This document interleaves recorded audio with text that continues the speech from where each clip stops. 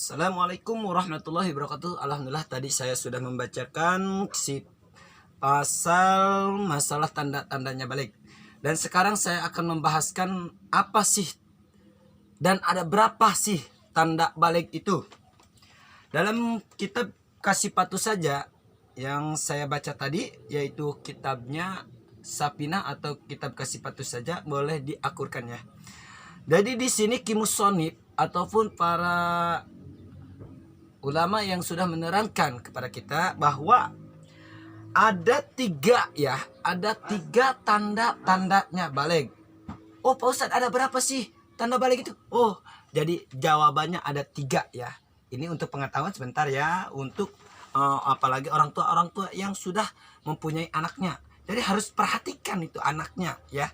Jadi kalau dia udah balik itu udah harus diarahkan dalam pengajian, udah diarahkan, dikenalkan tentang ibadah, harus sudah seperti itu. Jadi kita sebagai orang tuanya ya kita harus tahu lah, oh bahwa umur sekian itu udah tandanya balik, udah kewajibannya sholat, udah kewajibannya tamyiz, dia itu harus bisa seperti itu, harus tahu ya tandanya balik itu ada berapa sih. Nah, di kali ini saya pasal yang saya akan bahas yaitu tentang tandanya balik ya. Tanda balik yaitu ada tiga. Saya ulangi, tanda balik ada tiga. Apa sih itu Pak Ustadz sih tanda balik itu?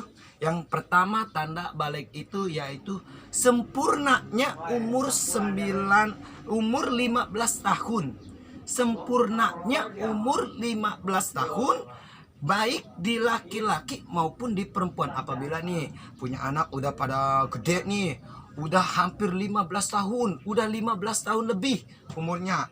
Nah itu harus tahu orang tuanya bahwa anaknya itu udah balik, udah harus diarahkan ke jalan-jalan yang baik, yang bagus.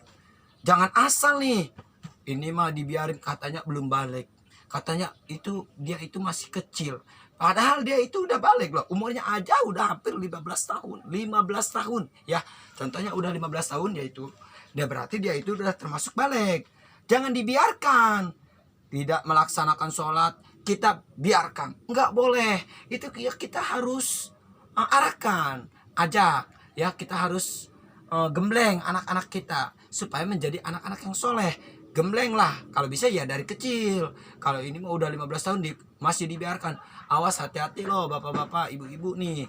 Bapak-bapak ibu-ibu bisa masuk surga oleh karena anak, bisa masuk neraka oleh karena anak juga. Jadi kita arahkan ya anak ya, jangan sampai kita biarkan seperti itu. Jadi umur 15 tahun itu anak udah termasuk udah balik ya, udah tamyiz. Jadi kita harus ajarkan sebagaimana yang sudah diperintahkan oleh Rasulullah untuk mendidik anak, atau perjalanan para sahabat-sahabatnya, para Rasulullah yang sudah menyontohkan kepada kita. Umur 15 tahun itu udah sempurna baliknya. Ya, jadi dia itu udah berkewajiban segala-galanya. Contoh berkewajiban sholat, berkewajiban mentaati perintahan Allah. Ya itu udah tanda baliknya, udah dapet dia. Bahkan kita harus tanya ini, kamu udah bisa jampe adusnya belum? Karena kamu udah balik loh. Kita harus ajarkan. Kalau tidak diajarkan, maaf, kalian yang rugi sendiri ya. Jadi kita ajarkan seperti apa sih doanya, seperti apa sih harus yang dikerjakan. Karena dia udah balik, ya kita harus terapkan seperti itu ya. Yang kedua yaitu tandanya balik tuh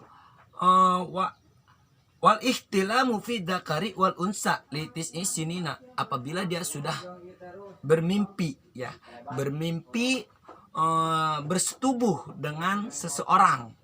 Contohnya cowok bersetubuh dengan seorang cewek, terus dia mengeluarkan air mani contohnya, dan itu udah balik dia itu ya. Walaupun umurnya gimana Pak Ustadz, kok umurnya baru 9 tahun. Walaupun umur 9 tahun tapi dia udah bermimpi seperti itu, apalagi dia sudah mengeluarkan air mani, berarti dia itu udah balik. Jadi kita arahkanlah, kita ajarkanlah. Jangan kita biarkan anak kita ya dalam kesusahan. Ya sebagai orang tuanya ya kita berkewajiban untuk mendidik anak kita. Jangan dibiarkan. Ini mah malah didukung anak-anaknya loh. Anaknya berbuat maksiat, tidak melaksanakan sholat. Ayo nak, kita kejar. Kita terus bareng-bareng. Ngopi bareng, ini bareng sama orang tuanya. Diarahin sholat enggak. Diajarin sholat enggak. Nah, naudzubillah, maaf loh. Nanti kalian yang rugi sendiri ya. Jadi awas, kita arahkan anak-anak kita ke jalan yang benar ya. Ini mah anak berpacaran dengan seorang cewek, dibiarkan, malah didukung. Ya baguslah kamu hubungan dengan si itu. Tapi tidak ditanyakan masalah kamu itu udah balik sekarang, kamu itu udah bisa ngaji belum? Udah bisa sampai adusnya belum? Udah bisa membawa calonnya belum? Harusnya seperti itu. Jangan dibiarkan ini mah anak dibawa keluyur-keluyur ke sini ke situ. Ah, biarin aja lah. Nanti yang penting kita punya rokok. Yang penting dia itu memberi rokok kepada saya. Apalagi beli martabak. Nauzubillahi min dalik. Summa nauzubillahi min dalik. Orang tua seperti itu, dia akan tersesat sendiri. Ya. Apabila dia membiarkan anaknya dibawa keluyuran sama kelong, apa kelong ya? Ya saya kelong lah, anggapnya di sini itu kelong seperti itu. Jadi anak dibiarkan oleh kelong. Kelongnya siapa sih kelongnya? Nah, pemuda-pemuda tuh, biasanya pemuda-pemuda yang suka bawa-bawa ceweknya. Nah, itu kelong. Ya kita harus perhatikan orang tuanya sebagai orang tua. Jangan terlalu dibiarkan. Karena itu, maaf, saya punya sairan lagu yaitu masalah tentang akhir zaman.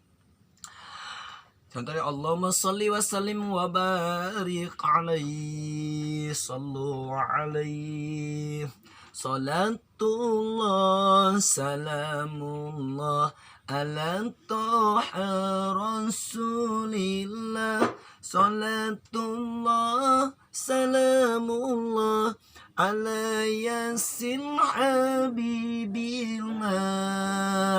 Mang berjo gawe di mana gawe nangapucalana awewe zaman ayeuna katempo belas susuna salatullah salamullah ala taha rasulillah salatullah salamullah ala yasin habibillah. Karawang kota berjuang, Cianjur tempat bertempur, awewe zaman sekarang susu ganjur urut batur. Sumana udzubillah ya. Jadi awas jangan sampai anak kita seperti itu ya. Kita harus perhatikan anak-anak kita, perhatikan dirinya, jangan sampai seperti itu tadi. Susunya genjur urut batur, dikemak-kemak kali ya. Dikemak-kemak kali mungkin. Nah, naudzubillah seperti itu ya. Enak di dunia dikemak-kemak loh. Nanti mah dikemak-kemaknya sama malaikat loh di alam neraka loh. Makanya naudzubillah summa naudzubillah seperti itu ya. Kita perhatikan anak-anak kita. Jangan kau biarkan anak tersesat. Maka kalau kau biarkan anak tersesat, siap-siap kau juga ikut tersesat. Anak akan menarik kita ke dalam neraka, anak akan menarik kita, mengangkat kita ke dalam surga. Jadi tergantung orang tuanya yang mendidik anaknya. Perhatikan anak sebaik-baik mungkin. Jangan sampai kalian ceroboh atau membiarkan anak-anaknya tersebut. Karena kerugian hanya dimiliki orang tuanya. Rugi orang tuanya membiarkan anaknya seperti itu. Jangan kau mau dibayar sama martabak ya, maksudnya martabak ya, atau rokok ya. Jadi jangan, auzubillah, jangan seperti itu. Kita harus perhatikan anak kita supaya menjadi anak yang soleh ya. Ayeuna loba wanita di kampung menuju kota, niatna milari harta hirupna diganu buta ayeuna zaman tos ruksak boba wanita beranak di kampung di kota di kota hirupna digabayawak kaditu nanggeus teu endah. Naudzubillahi min daliknya summa naudzubillahi min dalik. Seueur orang-orang yang berkesifatan seperti itu karena akibat orang tuanya tidak memperhatikan anak-anaknya. Dari mulai balik anak harus udah digembleng. Jadi mulai anak udah dewasa, umur apalagi wanita 9 tahun harus udah digembleng. Berapa sih umur yang harus digembleng? Mulai dari 7 tahun anak harus dididik. 10 tahun anak harus udah disuruh sholat. Apabila anak tidak melaksanakan sholat, maka carilah sebatang nyerek. Gak apa-apa, cambukin ke anak kita. Asal jangan sampai bertatu. Contohnya jangan sampai luka berdarah-darah. Nauzubillah, itu juga jangan. Salah kalau mendidik anak seperti itu. Ya cukup satu aja, cepret. Kita cambukin ya. Kita cambukin. Gak apa-apa, cambukin. Karena itu suatu saat akan menjadikan saksi kepada kita. Bahwa kita sebagai orang tuanya sudah mendidik anaknya. Itu yang akan bekas cambukan, yang akan bersinar, akan menjadikan saksi bahwa kita sudah mendidik anak-anak kita. Yang ketiga, tandanya balik yang ketiga yaitu wal haidu fil unsa litis isinina. Head di awewe. Umur berapa? Umur 9 tahun. Umur 9 tahun anak sudah balik apabila dia sudah keluar head. Pasti itu head tuh. Wah, saya sebagai laki-laki ya harus tahu tetap. Laki-laki harus tahu. Walaupun head itu terjadi sama perempuan, tapi laki-laki ya harus tahu lah, Mang. Ya, jadi laki-laki ya harus terang. Apalagi istilah seorang laki-laki bentar lagi akan jadi bapak-bapak, akan menjadi seorang imam. Imam dari siapa? Imam dari keluarganya. Contoh dari istrinya, dari anak-anaknya. Tapi siapa tahu punya anak atau punya istri, kan kita pasti punya anak, punya istri suatu saat ya. Tapi kita harus tahu apa sih head itu. Head itu gumpalan getih ataupun darah ya yang dikeluarkan secara berpipis atau mau pipis ya. Itu dari barangnya, dari zakarnya ya, dari apa itu sebutnya, dakar ya, atau bahasa sininya barang wanita lah. Itu mengeluarkan segumpal getih-getih ya, getih. Jadi dia itu mengeluarkan getih, itu disebutnya head. Dia itu udah kena head. Ukuran head ada. Berapa sih ukuran head? Ada. Nanti saya bahas yang akan datang. Ya, bukan untuk sekarang. Ini sekarang saya hanya membahas tentang masalah tanda-tandanya balik doang. Insya Allah nanti di depan saya akan bahas ukuran-ukuran balik itu. Ya.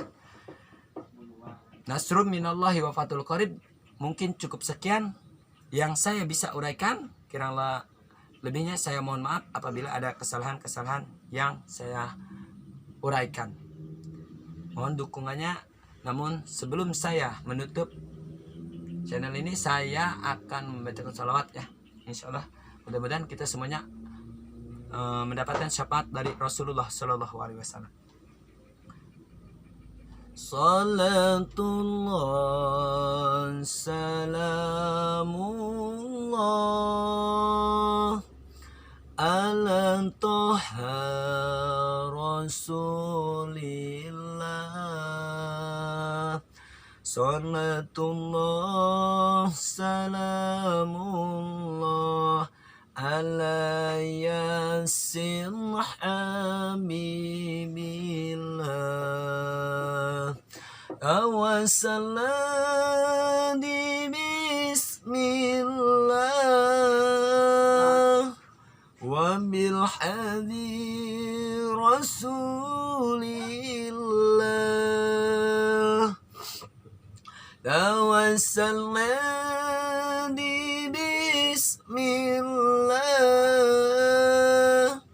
wa bil hadi Rasulillah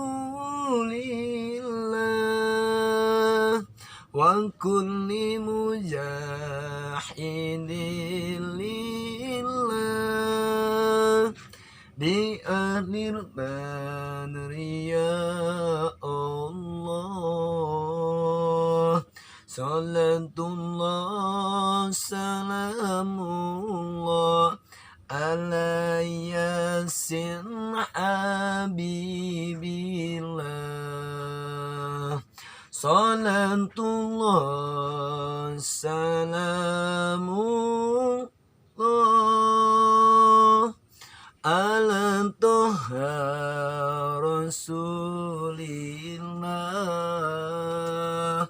Salatullah salamullah ala yasin habibillah. Tawassalna di bismillah wa bil hadi Rasulillah. Tawassalna di bismillah wa bil hadi Rasulillah wa kulli mujahidin lillah di akhir badri ya Allah. Salatullah salamullah ala yasin habibillah.